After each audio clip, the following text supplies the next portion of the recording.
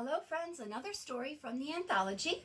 This time I'll be reading The Little Red Caboose. Here it is right here. This is written by Marion Potter, illustrated by Tibor Gergely. The little red caboose always came last. And remember, in our classroom, our caboose was always last in line. First came the big engine, puffing and chugging. Then came the boxcars. And then the oil cars, and then the coal cars. And then the oil cars, and then the coal cars.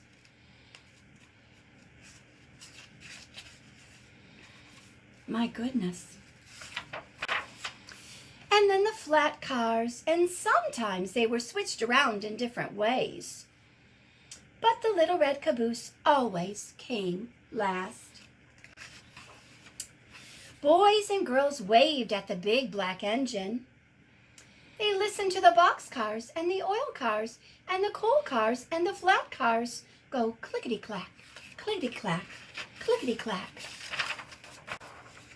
But by the time the little red caboose came along, the boys and girls were turning away, because that little red caboose always came last.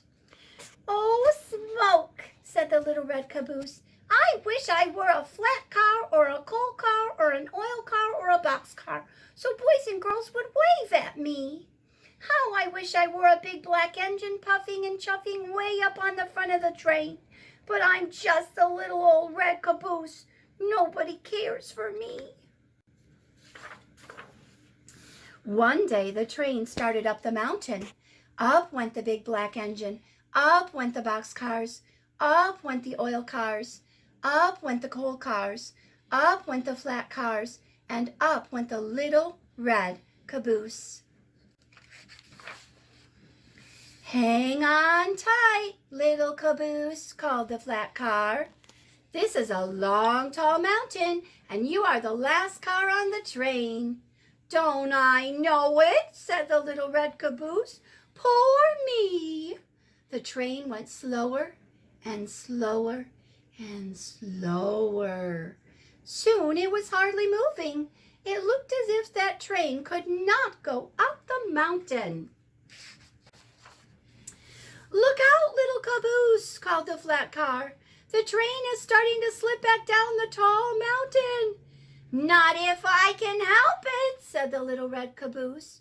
And he slammed on his brakes, and he held tight to the tracks, and he kept that train from sliding down the mountain. Then, bump! The little red caboose felt something push him from behind. It was two black engines. They pushed the train to the top of the mountain. "We couldn't have done it," said the big black engines, "if it had not been for the little red caboose." Everyone cheered, and the little red caboose nearly burst with pride. Now children wave at the big black engine and at all of the cars.